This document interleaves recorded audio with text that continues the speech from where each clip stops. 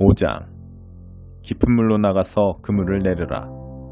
한 번은 예수께서 게네사렛 호숫가에 서 있는데 무리가 하나님의 말씀을 더 잘 들으려고 그분께로 몰려들었다. 예수께서 배 두 척이 묶여 있는 것을 보셨다.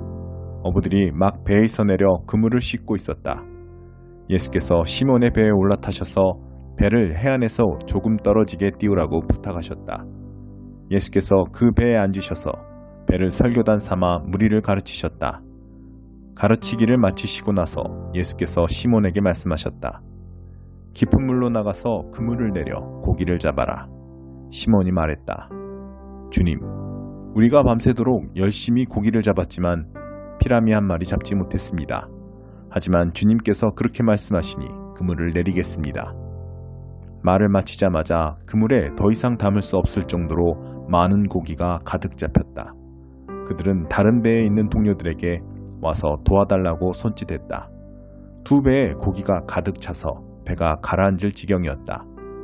이것을 본 시몬 베드로가 예수 앞에 무릎을 꿇었다. 주님, 떠나주십시오. 저는 죄인이어서 이 거룩함을 감당할 수 없습니다.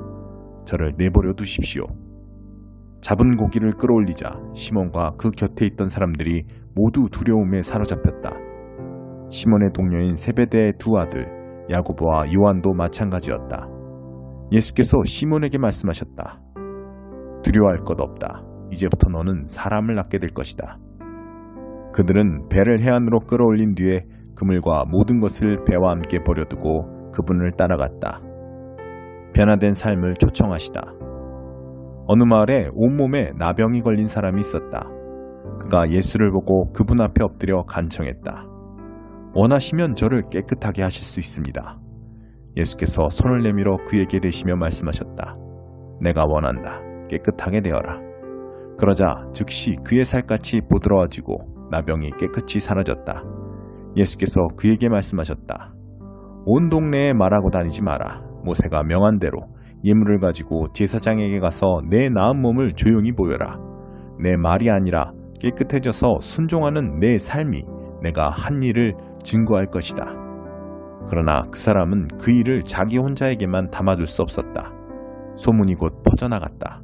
어느새 큰 무리가 말씀도 듣고 병도 고치려고 모여들었다. 예수께서는 할 수 있는 한 자주 외딴 곳으로 물러나 기도하셨다. 하루는 예수께서 가르치시는데 바리새인과 종교교사들이 둘러앉아 있었다. 그들은 갈릴리와 유대의 모든 마을과 멀리 예루살렘에서 온 사람들이었다. 하나님의 치유 능력이 예수께 임했다. 사람들이 중풍병자 한 사람을 들것에 실어서 데려왔다. 그들은 집 안으로 들어가 예수 앞에 그를 데려다 놓을 방법을 찾고 있었다. 무리 때문에 길을 찾을 수 없자 그들은 지붕으로 올라가 기왓장을 뜯어내고 무리 가운데 계신 예수 바로 앞에 그 사람을 달아내렸다. 그들의 담대한 믿음에 감동하신 예수께서 말씀하셨다. 친구여, 내가 내 죄를 용서한다. 그러자 종교학자와 바리새인들이 웅성대기 시작했다. 저 사람은 자기를 누구라고 생각하는 것인가? 저것은 신성모독이다. 오직 하나님만이 죄를 용서하실 수 있다. 예수께서 그들의 생각을 정확히 하시고 말씀하셨다. 왜 이리 수근수근 말이 많으냐? 내가 내 죄를 용서한다고 말하는 것과 일어나 걸어가라고 말하는 것 중에 어느 쪽이 더 쉽겠느냐? 내가 인자인 것과 내가 어느 쪽이든 행할 권한이 있다는 것을 분명히 보여주겠다. 예수께서 중풍병자에게 직접 말씀하셨다.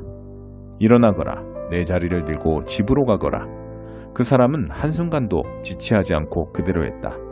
일어나 담요를 들고서 하나님께 영광을 돌리며 집으로 갔다.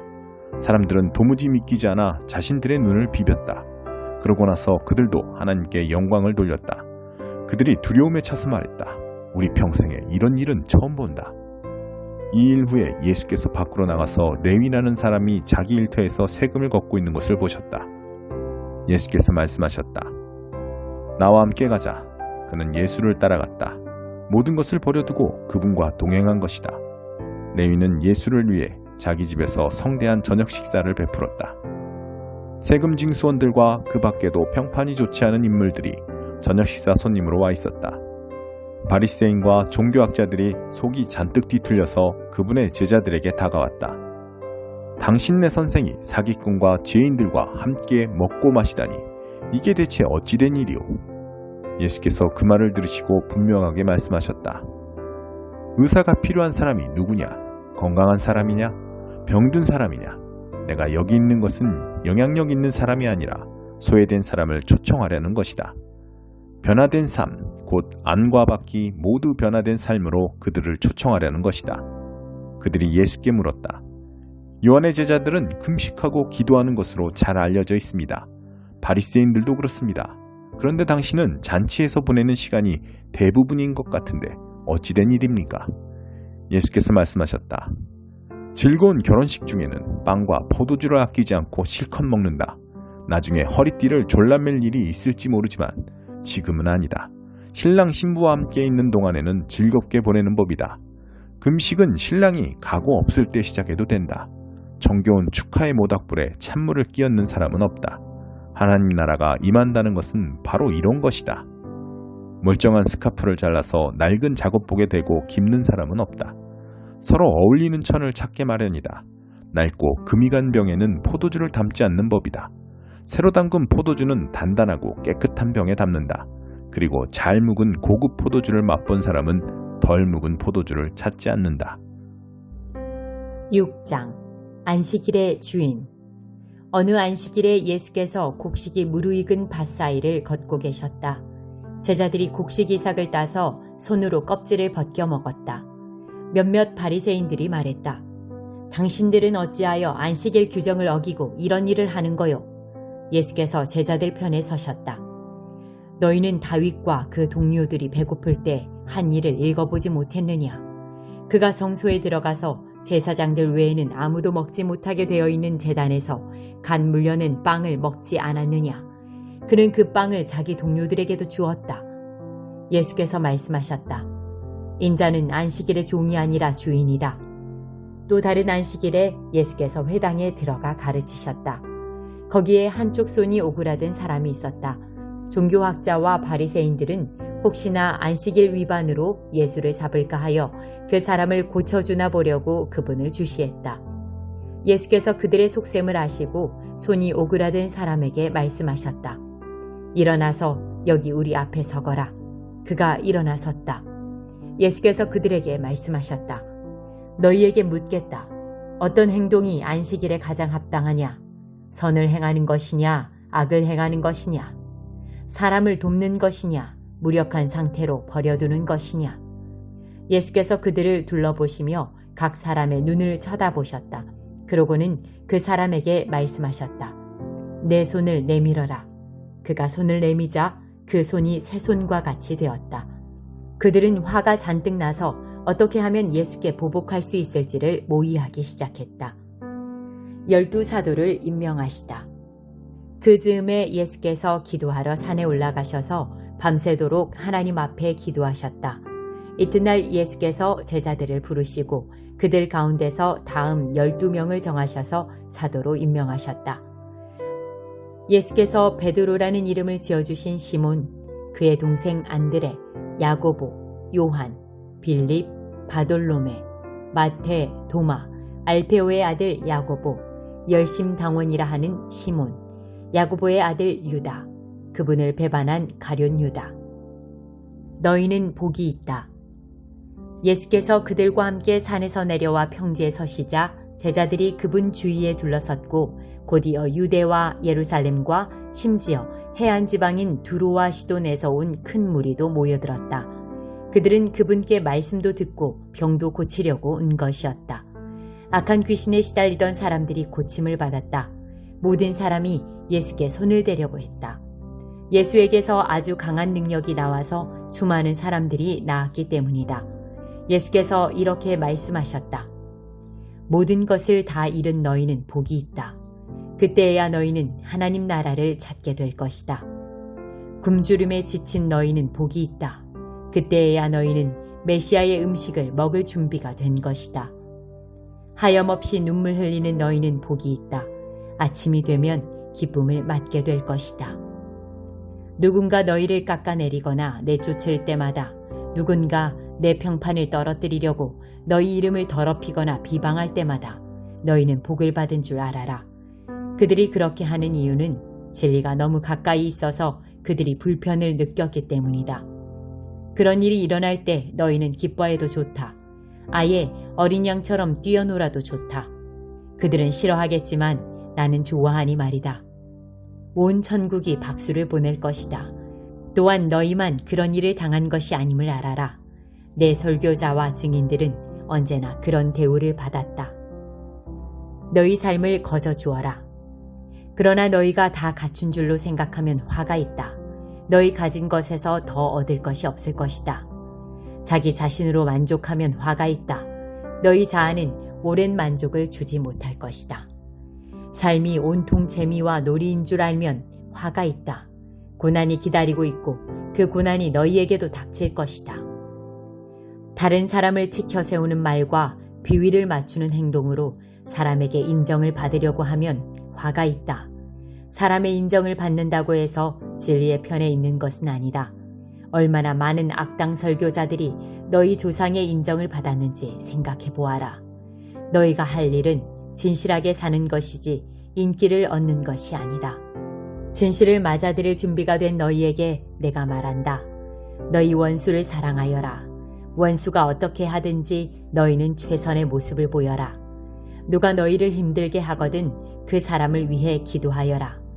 누가 너의 뺨을 치거든 그 자리에 서서 맞아라. 누가 내 셔츠를 움켜쥐거든 네 가장 좋은 외투까지 잘 포장해 선물로 주어라. 누가 너를 억울하게 이용하거든 종의 삶을 연습하는 기회로 삼아라. 똑같이 갚아주는 것은 이제 그만하여라. 너그럽게 살아라. 여기 간단하고 유용한 행동 지침이 있다. 사람들이 너희에게 무엇을 해주면 좋겠는지 자문해 보아라. 그리고 너희가 먼저 그들에게 그것을 해주어라. 너희가 사랑할 만한 사람만 사랑하면 칭찬을 바랄 수 있겠느냐? 그것은 죄인도 늘 하는 일이다. 너희가 너희를 돕는 사람만 돕는다면 상급을 바랄 수 있겠느냐? 그것은 죄인도 흔히 하는 일이다. 너희가 받을 것을 바라고 베푼다면 그것을 베품이라 할 수 있겠느냐? 아주 인색한 전당포 주인도 그 정도는 한다. 내가 너희에게 말한다. 너희 원수를 사랑하여라. 보상을 바라지 말고 돕고 베풀어라. 내가 장담한다.